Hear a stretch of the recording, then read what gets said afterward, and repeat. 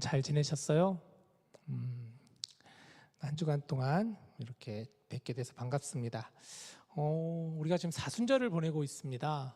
사순절은 예수님을 우리가 조금 더 깊이 묵상하는 시간이 사순절이죠. 여러분 사순절 어떻게 보내고 계시나요? 사순절을 의식하고 있나요? 아니면 의식하지 않고 있으신가요? 이제 어느 정도 절반 정도가 지금 사순절이 지났는데 이제 남은 절반가량도 있으니까 사순절 동안 예수님을 더 깊이 조금 더 생각하시고 또 예수님을 조금 더 가까이 할 수 있는 여러분 되었으면 좋겠습니다. 말씀으로 또 기도로 주님과 동행하시는 여러분들 되시길 바라요. 이번 한 주 아마 여러분들도 많이들 아시겠지만 가장 큰 뉴스라고 하면은 사실 이란과 미국과의 전쟁이죠, 당연히. 그런 요즘 안 좋은 뉴스 속에서도 한 줄기 나름 기쁜 소식이 들려왔었죠. 지난 월요일 날 한국과 호주 WBC 야구가 있었습니다. 보신 분들 많이 계시죠? 또 뉴스를 통해서 소식을 접한 분들도 많이 있을 겁니다. 지금 또 8강전 하고 있는데 제가 예배 들어오기 전만 해도 엄청 큰 점수차로 지고 있는데 그냥 보지 마세요. 보면 마음만 아프죠. 그냥 좋은 기억으로 그냥 갖는 게 좋지 않을까요? 지난 월요일 기억만 우리 마음속에 있었으면 좋겠는데 정말 저도 야구 참 좋아하는데 너무 재밌게 봤어요. 저도 처음부터 1회부터 끝까지 다 봤는데 아마 제 인생 가운데 진짜 손꼽을 만한 경기였던 것 같아요.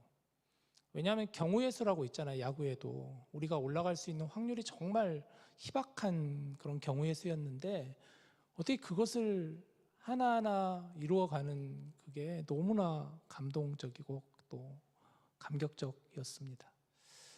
우리가 잘하다가 8회 말에 이렇게 한 점을 주고 나서 8회 초인가 한 점을 주고 나서 이제 이렇게 끝나나 보다 마음을 이제 어느 정도 좀 내려놨는데 또 9회에 이렇게 한 점을 또 따라간 거예요. 이야, 이런 일이 다 있나.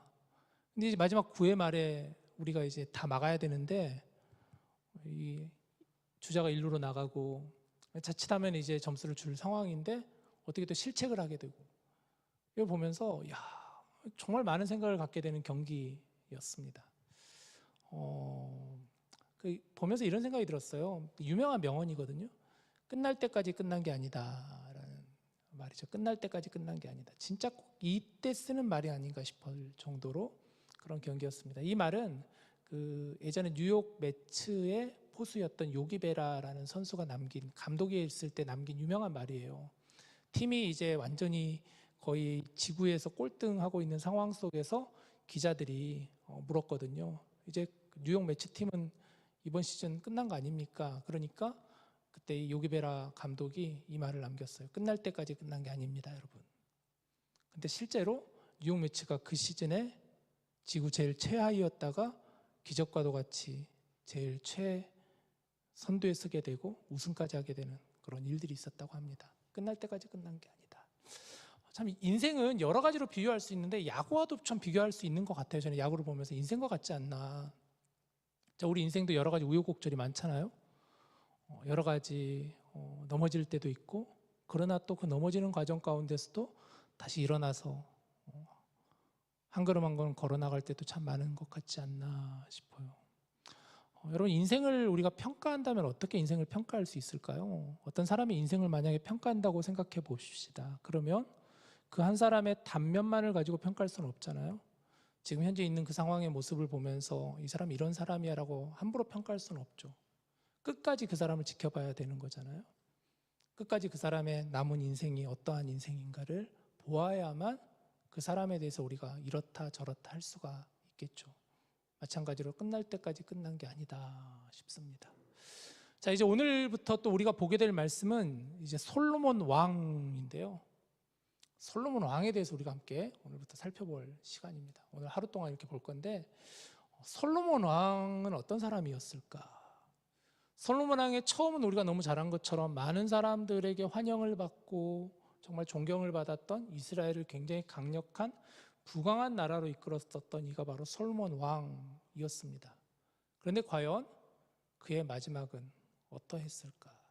그래서 우리는 솔로몬을 어떻게 평가할 수 있을까? 이런 부분들을 오늘 좀 중점적으로 여러분과 나누기를 원합니다. 먼저 솔로몬 왕은 어떤 사람인가에 대해 좀 살펴보고 싶은데, 솔로몬 왕, 솔로몬이라고 하는 이름의 뜻이 뭘까요? 솔로몬의 이름의 뜻이 바로 평화라는 뜻이에요. 평화. 히브리어에 보면 평화라는 단어가 샬롬이라는 단어, 여러분 잘 아는 단어죠. 샬롬이라는 단어가 이 솔로몬이라는 단어로, 이제 솔로몬이 아마 샬롬이라는 단어를 그대로 따가지고 샬롬, 좀 비슷하잖아요. 샬롬, 솔로몬 이런 느낌. 솔로몬이 바로 평화, 번영, 평안 이런 뜻이라고 해요. 실제로 솔로몬 시대에는 굉장히 평화로운 시대였습니다.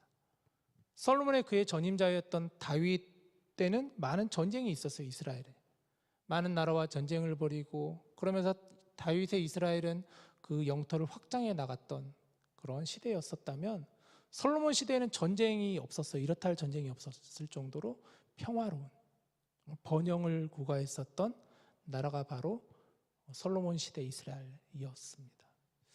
그러면 솔로몬은 어떻게 해서 왕이 되었을까요? 솔로몬은 어떻게 왕이 되었을까? 솔로몬의 아버지는 우리가 아는 것처럼 다윗이에요.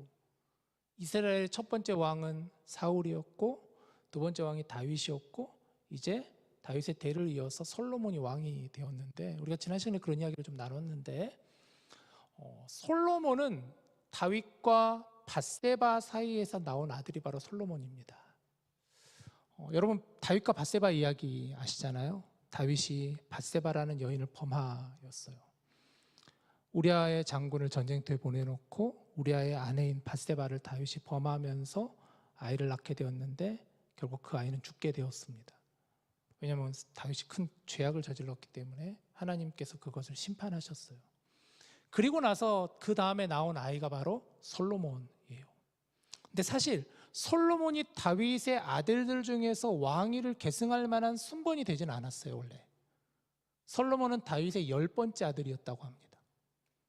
보통 첫 번째 아들부터 이렇게 왕위 계승의 순서를 따르잖아요. 근데 다윗의 첫 번째 아들 요압, 길르압, 압살롬 이런 왕들이 보면은 죽음을 당하기도 하고 또 반역을 일으키기도 하고 그런 아들들이었어요.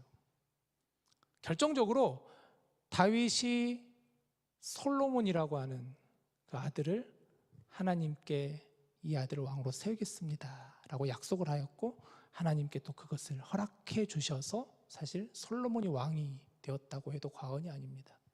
다시 말해 솔로몬이라는 사람은 하나님의 뜻에 의해서 세움받은 왕이 바로 솔로몬이라고 할 수가 있습니다.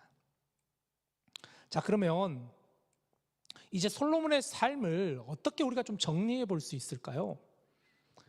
우리가 열왕기상을 지금 보고 있는데, 열왕기상 보면 1장부터 11장까지가 솔로몬에 대한 기록이에요. 굉장히 많은 분량을 차지하는데, 어떻게 오늘 이 솔로몬에 대해서 우리가 함께 나눌 수 있을까? 저도 어떻게 하면 좋을까 고민해 보다가 이 세 가지의 장면으로 솔로몬을 한번 여러분과 같이 나눠보면 좋겠다 해서 정리를 해봤는데요. 전 세 가지 장면을 한번 우리가 좀 살펴보도록 하겠습니다. 먼저 솔로몬의 삶을 보면 가장 먼저 등장하는 첫 번째 장면이 오늘 우리가 읽은 열왕기상 3장을 보면 나오는 이야기예요. 하나님께서 꿈에서 솔로몬의 꿈에 나타나시죠. 기브아라고 하는 곳에서 하나님께서 기브온이라는 곳에서 나타납니다. 오늘 5절 말씀을 보시죠. 기브온에서 밤에 여호와께서 솔로몬의 꿈에 나타나시니라. 하나님이 이르시되 내가 너에게 무엇을 줄고 너는 구하라.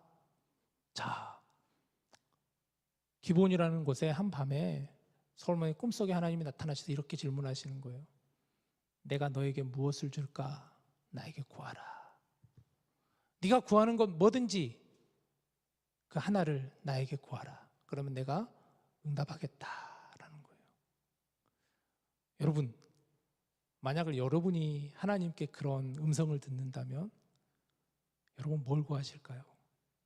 하나를 구할 수 있다면, 하나를 구할 수 있다면. 제가 이번 주에 설교 준비하다가 이제 저희 딸아이 학교 이렇게 라이드 해주면서 물어봤어요. 은유한테, 은유 만약에 하나님이 이렇게 한 가지 너에게 구하라고 해서 하나님 만약 그거 꼭 들어주신대, 너 뭘 묻고 싶어? 우리 은유가 딱 그 얘기를 듣자마자 그냥 대답을 안 하려고 해요. 뭐 그런 걸 물어보냐고요. 묻지 말라고. 계속 이제 꼬치꼬치 뭘 것 같아. 아빠 궁금해서 그래. 은유는 대답을 잘 안 하는데 저는 생각을 해봤어요. 뭘까? 나는 그러면 뭘까 과연? 저라면 저는 건강을 구할 것 같아요. 건강. 그러니까 젊은 시대였다면 저도 좀 젊은 그런 어린 아이 같은 저희 딸 같이 그렇게 어린 아이였으면 뭐 돈을 구했을 수도 있을 것이 한 가지니까 아니면은 세상에서 굉장히 높은 지위, 명예 뭐 이런 걸 구했을 수도 있을 것 같아요. 눈에 보이는 뭔가를 구했을 수 있을 것 같은데 이제 나이를 들으니까 좀 요즘에 이제 몸도 아프고 이런 데도 있으니까 건강을 구하지 않았을까 싶어요. 아마 여러분은 어떤 걸 구했을지 모르겠습니다. 한번 속으로 생각해 보세요. 그런데 솔로몬의 대답은 좀 달랐죠. 9절을 보시면 이렇게 대답해요. 누가 주의 이 많은 백성을 재판할 수 있사오리까? 듣는 마음을 종에게 주사 주의 백성을 재판하여 선악을 분별하게 하옵소서. 야, 솔로몬이 하나님께 구한 것은 이 한 가지였습니다. 듣는 마음을 저에게 하나님 주십시오. 듣는 마음을 주옵소서. 왜 듣는 마음이라 그랬을까요? 왜 듣는 마음이라 그랬을까? 듣는다는 것은 뭐 단지 귀로 잘 듣는다 그런 의미가 아니겠죠. 이 듣다라는 것이 히브리어 원어적으로 보면 분별하다라는 그런 뜻을 가지고 있대요. 분별하는 마음을 하나님 저에게 주십시오. 왜? 이 많은 이스라엘 백성들을 제가 올바로 재판하기 위한 그 마음을 하나님 저에게 주십시오라고 하는 거예요. 솔로몬은 아주 젊은 나이에 왕이 되었습니다. 왕으로서 나라를 다스리기에는 아마 경험도 부족했을 것이고 또 너무나 책임도 큰 자리였겠죠. 이스라엘이라고 하는 큰 나라를 책임져야 되는 그런 지도자 위치에 있다 보니까 결정해야 될 일들은 너무나 많았을 거예요. 그래서 솔로몬은 하나님께 듣는 마음, 분별하는 마음, 지혜로운 마음을 하나님 제게 주십시오. 이런 것이죠. 마음을 주십시오. 마음을 주십시오. 자, 그러자 하나님은 솔로몬 어떻게 바라보셨을까? 10절, 11절을 보세요. 솔로몬이 이것을 구함에 그 말씀이 하나님 어떻게 반응하셨어요? 주의 마음에 든지라. 하나님 마음에 쏙 드셨다는 거예요. 그러면서 11절을 보시면 이에 하나님이 그에게 이르시되 네가 이것을 구하도다. 자기를 위하여 장수하기를 구하지 아니하며 부도 구하지 아니하며 자기 원수의 생명을 멸하기도 구하지 아니하고 오직 송사를 듣고 분별하는 지혜를 구하였다. 하나님께서 뭐라고 얘기하시면 듣는 마음이라고 솔로몬이 얘기하니까 네가 지혜를 구하였구나. 네가 지혜를 구하였구나. 그런데 이 말씀을 가만히 보니까 너는 자기를 위해서 구하지 않는구나. 너 자기를 위해서 장수하기를 구하지도 않고 너 자기를 위해 부를 구하지도 않고 너 자기를 위해서 자기 원수의 생명을 멸하기도 구하지 않는구나. 두 가지를 잘 봐야 되겠죠. 먼저 솔로몬의 구함은 자기를 구하지 않았다는 것, 자기를 위해 구하지 않았다는 것이죠. 자기가 구한 것은 이 구함을 통하여서 하나님께서 맡겨주신 이 나라의 백성들을 잘 다스릴 수 있는 지혜를 구하였다는 것이죠. 자기를 위해 구하지 아니하였다. 두 번째, 듣는 마음은 지혜라 그랬습니다. 지혜. 지혜는 뭘까요? 그런 의미에서 볼 때. 뭐 지혜에 대해서 여러 이야기를 할 수가 있겠지만 지혜는 듣는 것이다. 듣는 마음이 지혜다라고 성경은 말하고 있는 것이죠. 듣는 것이 여러분 지혜라는 거예요. 먼저 들을 수 있어야 되는 거죠. 지혜를 얻기 위해서 우리가 들을 수 있어야 돼요. 우리는 지혜를 생각할 때 일반적으로 뭔가 말하는 게 지혜라고 생각할 수가 있죠. 현명한 말, 현명한 조언, 따뜻한 어떤 위로, 격려, 그때 적재적소에 알맞은 그런 타이밍 맞는 그런 뭔가의 말, 이걸 우리는 지혜라고 생각할 수 있지만 그것만이 아니라 지혜는 듣는 것이다. 듣는 것이다. 잠잠히 조용히 듣는 것, 잠잠히 조용히 하나님의 말씀에도 귀를 기울이는 것, 이게 바로 지혜라는 거예요. 지혜. 지혜는 머리에서 나오는 것이 아니라 마음에서 나오는 것이라고도 할 수가 있습니다. 지혜는 마음에서 나올 수 있는 거예요, 여러분. 솔로몬의 지혜하면 대표적으로 생각나는 장면이 바로 우리가 오늘 읽은 그 본문 바로 뒤에 보면은 오늘 여러분 목장 공부 시간에도 아마 그 본문을 읽으실 건데 너무나 유명한 재판 장면이 나오잖아요. 솔로몬의 재판, 유명한 본문이잖아요. 어느 두 여인이 어느 날 서로 자기 아이가 이 아이가 자기 아이라고 주장하는 가운데 솔로몬의 재판에 데리고 나온 장면이죠.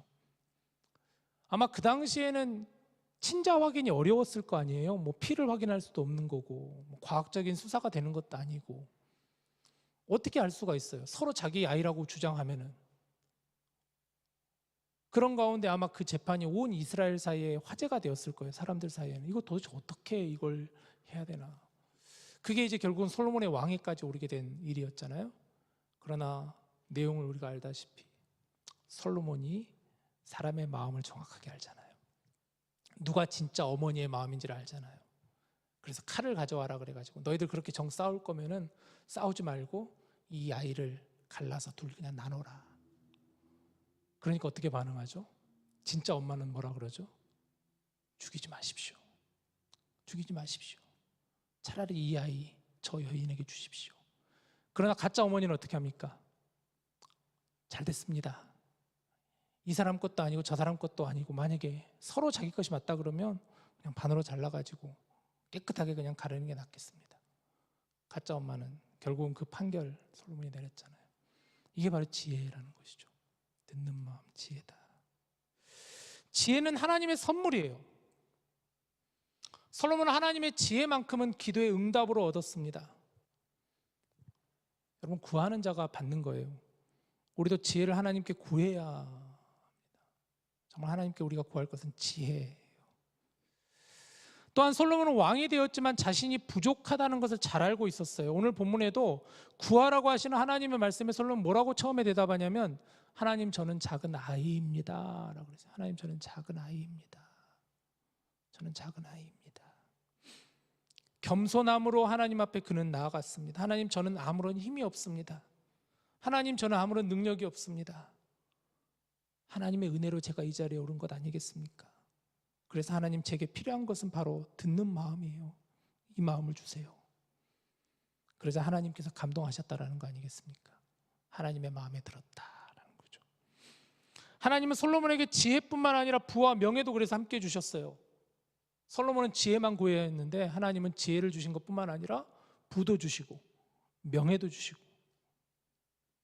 솔로몬의 시작은 이렇게 겸손하게 하나님을 바라볼 수 있었고 겸손히 하나님께 지혜를 구하는 사람이 바로 솔로몬의 시작이었다는 거예요. 솔로몬의 삶에서 두 번째 중요한 장면은 바로 성전 건축하는 장면인데 이건 열왕기상 5장부터 9장까지 이제 솔로몬이 하나님의 성전을 건축하는 이야기가 굉장히 길게 기록이 되어 있습니다. 제가 지난주에 여러분 숙제 드렸잖아요. 아마 하신 분 있으신가 모르겠는데 읽어보셨나요? 열왕기상 11장까지 한번 꼭 읽어보시라고 제가 여러분한테 당부를 드렸는데 하신 분 있으신가요? 손을 들지는 마시고 아무도 안 들면 그러니까 정말 중요한 장면이에요. 솔로몬의 인생에 있어서 삶 가운데 성전 건축을 하나님께 드렸다라는 거예요. 솔로몬이 왕이 된 후에 가장 먼저 한 큰 일 가운데 하나는 하나님을 위한 성전을 세우는 일이었어요. 하나님을 위한 성전을 세우는 일이었어요. 솔로몬 삶 가운데. 열왕기상 6장 1절을 보세요. 이스라엘 자손이 애굽 땅에서 나온 지 480년이요 솔로몬이 이스라엘 왕이 된 지 4년 15월 곧 둘째 달에 솔로몬이 여호와를 위하여 성전 건축하기를 시작하였더라. 솔로몬이 왕으로 즉위한 지 이제 4년째 되는 해 둘째 달에 하나님의 성전을 짓기 시작했다라는 거예요. 아마 그동안 솔로몬은 여러 가지 과정을 거쳤겠죠. 준비를 했었겠죠. 왜냐하면 성전을 건축하기 위해서는 여러 가지 준비가 필요할 거 아니에요. 목재도 구해야 되고 또 인부들도 이제 셋업을 해야 되고 또 이것을 어떻게 지어야 될지 무엇을 지어야 될 어디에 지어야 될지 이런 것들을 하나하나 연구하고 또 말씀을 읽고 그것에 대해서 여러 가지 조감도를 그리고 막 이랬을 거 아니에요. 그런 과정 가운데 이제 솔로몬이 드디어 성전을 건축하는데 사실 성전을 세우는 일은 그의 아버지 때인 다윗 왕의 오랜 소원이었습니다. 다윗이 하나님을 위해서 성전을 짓고 싶어 했었어요. 다윗이 이스라엘 왕이었을 때. 그래서 하나님께 제가 하나님의 성전을 짓겠습니다. 왜냐하면 모세가 출애굽 당시에 그 성막이 지어진 이후에 이스라엘 백성들이 가나안 땅에 오고 나서는 성전이 없었거든요. 근데 하나님께서 다윗이 그렇게 서원을 하였지만 하나님 허락하지 않으셨어요. 왜냐하면 다윗의 너무나 많은 그동안 손에 피를 묻혔기 때문에. 너는 그동안 너무나 많은 전쟁을 통해서 수많은 사람들을 네 손에 피를 묻혔기에 너 때에는 성전을 짓지 않는 게 좋겠다. 너의 이후에 있을 왕이 성전을 짓기를 원한다. 하나님 그렇게 말씀하셔서 다윗은 그것을 접었어요. 그리고 다윗의 아들인 솔로몬이 이것을 실행했다라는 거예요. 성전을 짓는다는 것은 어떤 의미가 있을까? 성전은 하나님의 임재를 상징하는 곳이에요. 이스라엘 백성들은 성전을 통해서 하나님께 예배했고 성전을 통해 그들은 하나님을 기억했었죠. 성전을 세운다는 것은 하나님을 그들의 삶의 중심에 두겠다는 고백과 같은 일이었어요. 그래서 솔로몬은 이것을 가장 우선시하였는데, 솔로몬이 성전을 질 때 어떻게 지었는가? 그것은 하나님께서 지시하신 규격을 따라 정확하게 지었다라는 거예요. 역대기를 보면 다윗이 솔로몬에게 성전 건축을 지시하면서 내 때에는 성전을 못 짓겠지만 너가 이후에 성전을 지었기를 원한다 그러면서 다윗이 설계도를 솔로몬에게 주는 장면이 나와요. 이렇게 성전을 지어라. 솔로몬이 이것을 그대로 순종하여 성전을 봉헌하게 되었어요. 짓게 되었어요. 성전을 짓는데 몇 년이 걸렸냐? 7년이 걸렸다고요. 7년 동안. 7년 동안 성전을 지었다라는 거예요. 꽤 긴 시간 동안 지었죠. 7년 동안. 물론 그 당시 노동력이나 이런 것도 오래 걸리긴 했겠지만 7년이라는 기간 동안 성전을 정해진 규격에 따라, 절차에 따라 성전을 하나하나 지어나갔다. 참 인상적인, 말씀을 읽다가 참 인상적인 장면이 있었는데, 저도 그 성전을 지으면서 성전 그 주변에 소리가 나지 않았대요. 망치로 두드리는 소리가 성전 주변에서 나지 않았대요. 다 그것을 미리미리 그 재료가 있는 그곳에서 제단을 해가지고 가지고 왔었다고. 왜? 하나님의 성전이 세워지는 이곳을 거룩하게 지키기 위해서. 그 정도로 솔로몬은 굉장히 철저하게 성전을 지어나갔다라는 거예요.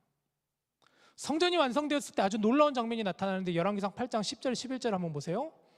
제사장이 성소에서 나올 때 구름이 여호와의 성전에 가득하매, 11절, 제사장이 그 구름으로 말미암아 능히 서서 섬기지 못하였으니 이는 뭐라고요? 여호와의 영광이 여호와의 성전에 가득함이었더라. 여러분 한번 그려보세요. 하나님의 성전을 그들이 완공하고 나서 그 가운데 하나님의 영광이 그 가운데 가득하였다. 하나님의 임재하심이 가득하였다. 그 찬양 있잖아요. 주의 영광이 이곳에 가득해 우린 선의 주님과 함께. 마치 그런 찬양같이 솔로몬이 지은 그 성전 위에 하나님의 영광이 가득하였다. 열왕기상 9장을 보면은 솔로몬의 봉헌 기도가 있어요. 여러분 그 봉헌 기도 꼭 한번 읽어보세요. 솔로몬이 그 성전을 하나님께 봉헌하면서 드리는 그 기도, 정말 그의 신앙이 담겨있는 기도를 우리는 읽어볼 수가 있습니다. 솔로몬은 순종의 사람이었죠. 그는 하나님의 말씀에 순종하였던, 하나님을 바라보았던 순종의 사람이 바로 솔로몬이었어요. 열왕기상 9장 2절부터 4절을 보세요. 우리 같이 한번 읽읍시다. 자, 시작. 여호와께서 전에 다시 솔로몬에게 나타나사, 3절, 여호와께서 그에게 이르시되 네 기도와 내가 내 앞에서 간구한 바를 내가 들었은즉 나는 내가 건축한 이 성전을 거룩하게 구별하여 내 이름을 영원히 그곳에 두며 내 눈길과 내 마음이 항상 거기에 있으리니 내가 만일 내 아버지 다윗이 행함같이 마음을 온전히 하고 바르게 하여 내 앞에서 행하며 내가 내게 명령한 대로 온갖 일에 순종하여 내 법궤와 율례를 지키면. 자, 2절을 다시 한번 보여주시면 9장 2절을 다시 한번 띄워줘 보실래요? 여호와께서 다시 나타나셨어요. 우리가 3장에 읽었던 솔로몬의 그 꿈속에 하나님께서 네가 무엇이든 구하라 내가 그것을 응답하겠다 하셨던 그때 하나님께서 나타나셨고 다시 하나님께서 솔로몬을 찾아오셔서 말씀하시죠. 3절을 띄워주시면 너의 기도와 네가 내 앞에서 간구한 바를 내가 들었은즉 네가 건축한 이 성전을 거룩하게 구별하여 내 이름을 영원히 그곳에 두며 내 눈길과 내 마음이 항상 거기에 있으리니 라고 그랬어요. 하나님의 성전에 늘 하나님의 눈길이 있을 것이고 하나님의 마음이 있을 것이다 라고 말씀하셨어요. 그러나 4절을 보세요 여러분. 4절 네가 만일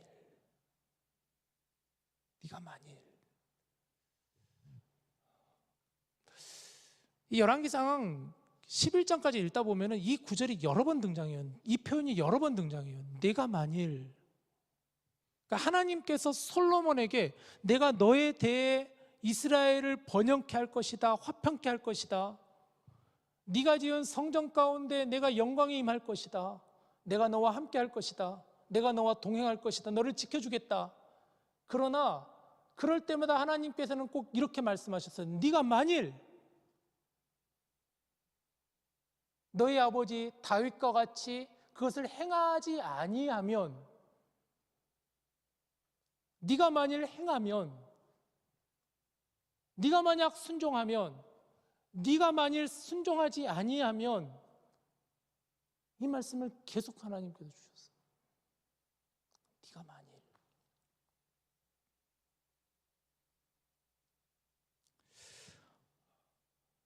여러분, 저도 이 구절을 가만히 읽는데요, 우리는 성경을 읽을 때 아니면 하나님을 묵상할 때 늘 좋은 쪽으로만 해석하려고 하잖아요. 늘 우리가 눈에 가는 쪽으로, 우리의 마음이 가는 쪽으로만 우리는 주로 그것을 읽으려고 하고, 진짜 하나님 이런 분이시지. 그런데 정말 우리가 놓치면 안 되는 게, 그럴 때마다 하나님은 늘 어김없이 네가 만일 말씀하시는 거예요. 네가 만일을 잊으면 안 돼요. 우리가 잘못된 길로 걸어가고 있으면 네가 만일, 이 말씀을 다시 상기해야 돼요. 솔로몬 어떻게 됐을까요? 그는 계속 순종의 사람이 되었을까요? 그는 계속 지혜의 사람이 되었을까요? 이제 마지막 장면이에요. 솔로몬의 인생의 장면, 마지막 장면 11장 1절을 보여주세요. 솔로몬 왕이 바로의 딸 외에 이방의 많은 여인을 사랑하였으니 곧 모압과 암몬과 에돔과 시돈과 헷 여인이라. 시간은 많이 흘렀습니다. 솔로몬이 40년을 이스라엘을 다스렸는데요, 그는 정말 많은 부와 명예, 권력을 쥐었어요. 주변 나라에서는 그의 지혜를 흠모하여 솔로몬을 찾는 이들의 방문이 끊이지 않았습니다. 그러나 인생도 언젠가는 끝이 있다는 것처럼 솔로몬의 노년을 이렇게 성경은 기록하고 있어요. 솔로몬 왕이 바로의 딸 외에 이방의 많은 여인을 사랑하였다. 이 뒷구절들을 보면 솔로몬에게는 많은 여인이 있었다고 기록하고 있어요. 왕비가 700명, 후궁이 300명이었었다고 해요. 1000명이 솔로몬의 여인이었다고 해요. 상상이 안 가죠, 우리는. 근데 이건 단순히 여자가 많았다라는 그런 이야기가 아니라, 당시 왕들은 정치적인 이유로 결혼을 참 많이 했었다고 해요. 다른 나라 공주와 결혼해서 그 나라와 동맹 관계를 맺어서 나라를 더욱더 부강하기도 하기도 하고, 또 나라와 나라 간에 서로 어떤 협력 관계를 이루기도 하는 정략적인, 정치적인 이런 결혼들이었었던 거예요. 솔로몬 역시도 많은 나라와 이것을 유지하기 위해서 이방 나라의 공주들과 결혼을 하게 되었습니다. 문제는 여기서 시작이 되었죠. 여러분, 지난주에 여러분들께서 목장 성경 공부하면서 신명기 17장 읽으셨잖아요. 그때 하나님께서 이스라엘 백성들에게 너희들에게 왕을, 만약에 너희들이 그렇게 왕을 원한다면 왕은 이렇게 해야 된다라는 세 가지를 혹시 기억하시나요? 세 가지를 주의하라 라는 말이 있었는데, 첫 번째는 은과 금을 많이 가지지 말라라고 그랬어요. 은금을 욕심내지 말아라. 재물에 욕심내지 말아라. 두 번째는 너무 지위를, 권력을 탐하지 말아라. 그리고 마지막 세 번째는 많은 아내를 두지 말아라. 이 두 번째 은금을, 권력이라는 것은 많은 병마를 두지 말라라고 그렇게 말하죠, 성경에서는. 이 세 가지를 주의하라라고 그랬는데 솔로몬은 여기서 시작이 됐던 거예요. 11장 4절을 보면 솔로몬의 나이가 많을 때 그의 여인들이 그의 마음을 돌려 다른 신들을 따르게 하였으므로 왕의 마음이 그의 아버지 다윗의 마음과 같지 아니하여 그의 하나님 여호와 앞에 온전하지 못하였으니. 그러니까 여인들이 많았는데 문제는 이 여인들이 많음으로 인해서 솔로몬의 마음이 돌아서 버렸다는 거예요. 하나님으로부터 돌아서 버렸다. 왜 하나님께서 그토록 많은 여인을 두지 말라, 많은 아내를 두지 말라 하였을까? 왜 이스라엘 백성들에게 이스라엘 왕을 세울 때 많은 여인을 그렇게 주의하게 하였을까? 많은 이방의 여인들과 혼인을 통하여서, 관계를 통하여서 솔로몬의 마음 가운데 그들이 숭배하는 우상 숭배의 마음이 솔로몬 가운데 들어와 버렸던 거예요. 걷잡을 수 없이. 처음에는 아마 천천히 무디어져 갔었겠죠. 왜냐하면 솔로몬이 처음 시기 때부터 애굽왕 바로와 혼인을 맺었거든요. 그러면서 솔로몬의 인생 가운데 수없이 이렇게 많은 여인들과 계속해서 관계를 맺게 되었었겠죠. 그러면서 무디어져 가버렸던 거예요. 그래서 성경은 왕의 마음이 그의 아버지 다윗의 마음과 같지 아니하였다. 하나님의 성전을 지었던 왕이 넘어지고 말았죠. 하나님께 지혜를 구했던 왕이 넘어지고 말았습니다. 성경은 솔로몬의 인생을 이렇게 평가하는데요. 11장 9절 솔로몬이 마음을 돌려 이스라엘의 하나님 여호와를 뭐라고요? 떠남으로 여호와께서 그에게 진노하시니라. 여호와께서 일찍이 두 번이나 그에게 나타나셨는데 이 부분을 여러분 어떻게 읽으시나요? 저도 이 부분을 가만히 이렇게 생각해보면 마음이 먹먹해지는 마음이 들더라고요. 솔로몬을 가볍게 여겨서는 안 되는 인물이잖아요, 사실. 솔로몬 대단한 왕이잖아요. 앞서 나눈 것처럼 지혜의 사람이기도 하고 순종의 사람이기도 하잖아요. 또 성경의 저자가 사실 솔로몬, 성경에 많은 세 권의 책을 썼다고 솔로몬이 지금 여겨지는데 아가서, 잠언서, 전도서를 솔로몬이 썼다고 여겨져요. 아가서는 솔로몬의 젊은 시절에 술람미 여인과의 그 아름다운 사랑 이야기를 통하여서 우리가 그 아가서를 통하여서 하나님을 노래하는 말씀이다. 그래서 아가서. 잠언서는 솔로몬의 지혜서잖아요. 지혜에 담겨있는 지혜의 말씀이 바로 잠언서잖아요. 전도서는 솔로몬이 말년에 그의 인생을 돌아보면서 그토록 잡으려고 했던 것들이 다 부질없다, 헛되다. 정말 인생의 주인은 하나님이시구나. 이렇게 고백했었던 왕, 그런 말씀들이 기록되어 있는 저자가 바로 솔로몬인데 저는 생각해봤어요. 왜 성경은 굳이 여기서 솔로몬의 이런 모습을 기록했을까? 궁금하지 않아요? 왜 이런 내용을 기록했을까? 솔로몬의 좋은 면만 그냥 기록하면 좀 더 나았을 텐데. 그러면 우리가 말씀을 보는 것처럼 아가서를 봐도 전도서를 봐도 잠언서를 봐도 조금 더 우리에게 뭔가 다가오는 게 있을 텐데 어쩌면. 근데 결론적으로는 솔로몬을 보니까 그의 인생도 넘어진 인생, 무너진 인생이었잖아요. 왜 성경은 이런 내용을 기록했을까? 이 내용을 왜 기록했을까? 이게 이제 나중에 우리가 여러분 역대상을 보면 역대상이 이제 솔로몬에 대한 말씀들인데 역대상에는 이 기록이 나와 있지 않아요, 사실. 이 비슷한 내용들을 기록해 있는 게 역대상인데 역대상에는 솔로몬의 이런 좋지 않은 모습을 기록하지 않았어요, 역대기에서는. 근데 열왕기서는 이것을 기록했단 말이에요. 왜 그랬을까? 왜 기록했을까?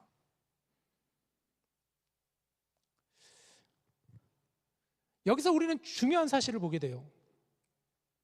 신앙은 시작이 중요한 것이 아니라 끝까지 하나님을 붙드는 것이 참 중요하구나.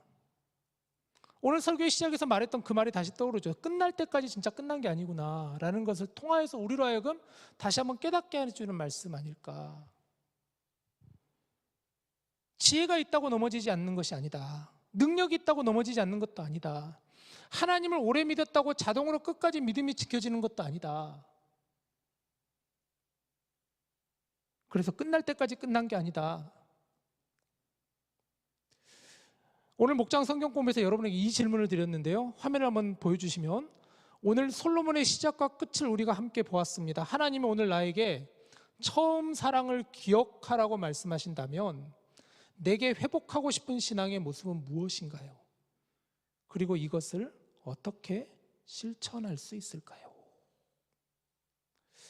저는 이 솔로몬 이야기를 왜 여기에 기록했을까를 이렇게 생각해 보면서 이 말씀을 기록한 데도 의미가 있지 않을까. 분명히 이것을 통해서 우리로 하여금 깨닫게 하기 위해서인 것 아닐까.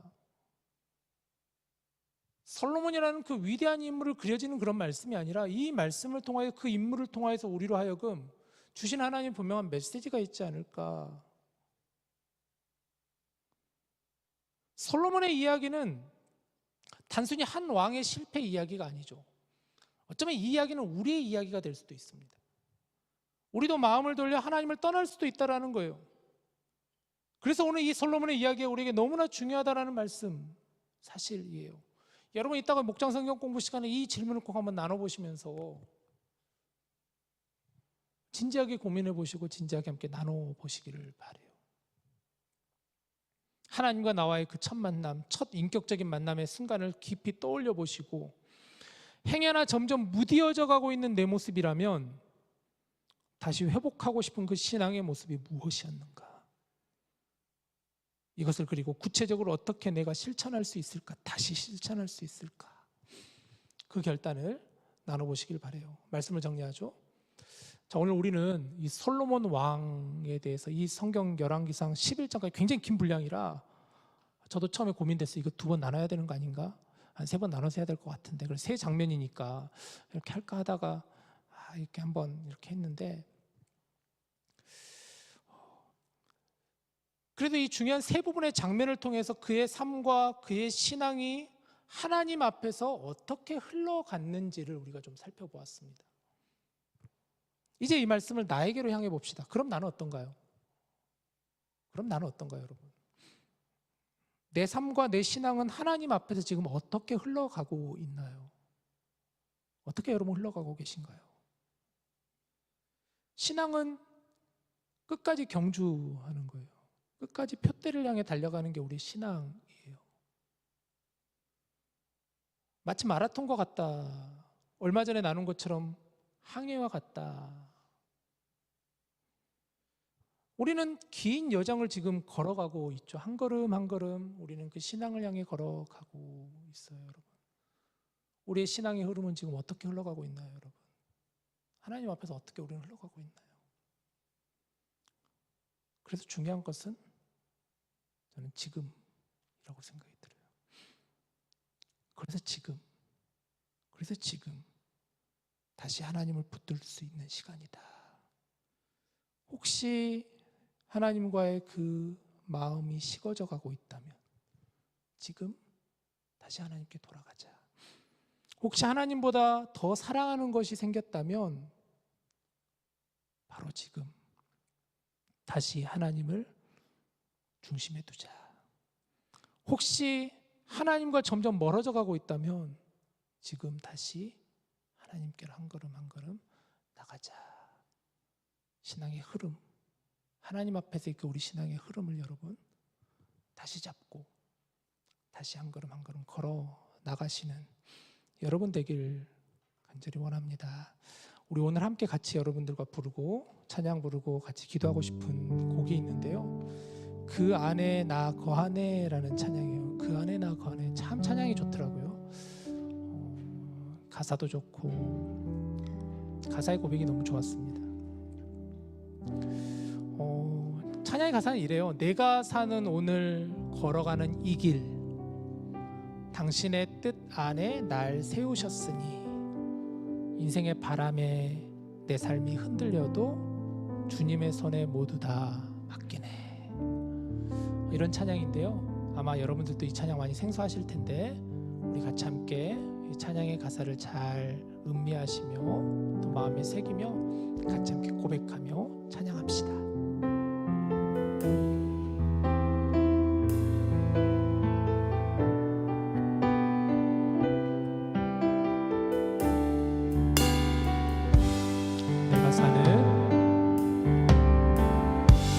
내가 사는 오늘 걸어가는 이 길 당신의 뜻 안에 날 세우셨으니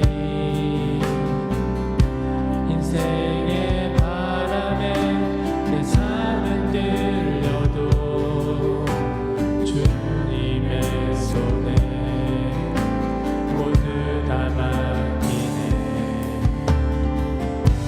힘겨운 시간을 견딜 수 있는 건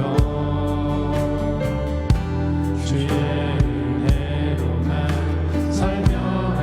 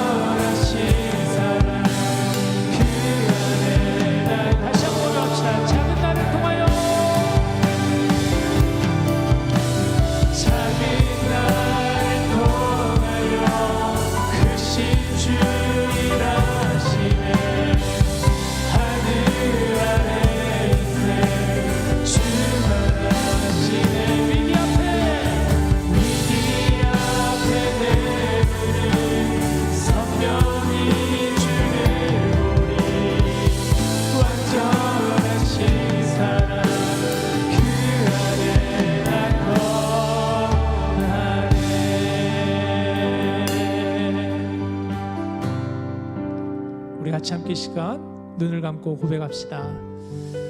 여러분, 우리도 인생이라고 하는 참 이 긴 길을, 신앙의 길을 걸어가고 있습니다. 우리의 신앙은 지금 어떻게 흘러가고 있나요? 하나님 앞에서 우리는 어떻게 흘러가고 있나요, 여러분? 때로는 하나님의 은혜 가운데 늘 우리는 거할 때가 참 많죠. 사실 하나님 늘 은혜를 주시는데 우리가 그 은혜 밖에 벗어나 살아갈 때가 너무 많지 않나. 우리가 자칫 방심하여 아니면 서서히 무뎌져 가다 보니 어느 순간 하나님과 멀어져 가고, 어느 순간 하나님의 마음 가운데 내 마음이 있지 아니하고, 어느 순간 하나님과의 그 사랑이 식어져 가고 있는 그런 내 삶의 모습이지 않을까요?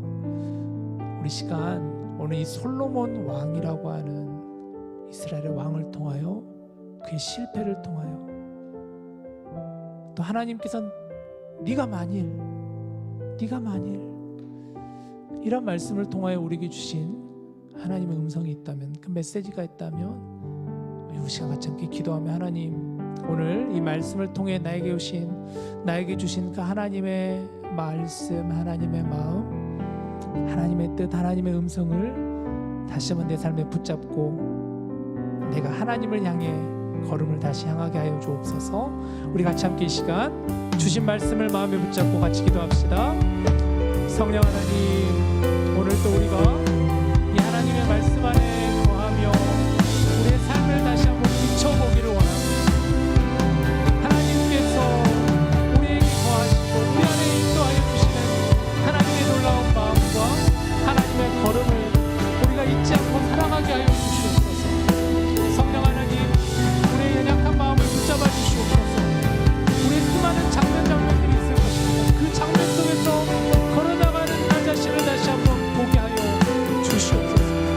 이 가사처럼 이 길 위에 주님의 은혜가 있게 하여 주시옵소서. 아무리 우리 인생에 바람이 불더라도, 힘겨운 시간을 거닐더라도 우리 주님과 동행하는 인생 되게 하여 주시옵소서. 하나님, 그 은혜를 잊지 않는 저희들 되게 하여 주시옵소서.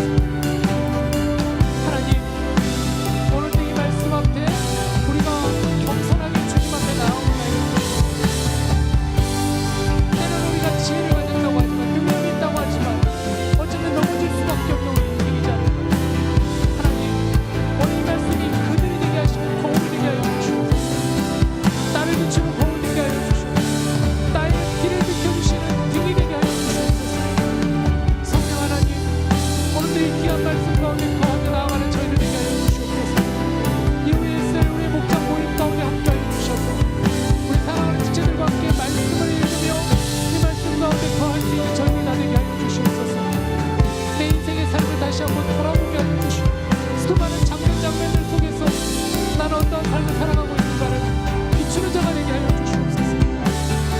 주님을 의지하며 나아가는 저희들 다 되게 하여 주시옵소서. 주님과 동행하는 인생 되게 하여 주시옵소서. 그렇게 살아가는 저희들 되게 하여 주시옵소서. 하나님 함께하여 주시옵소서. 하나님 인도하여 주시옵소서. 내가 하나님 붙잡아 주시옵소서. 하나님 주님 인도하여 주시옵소서.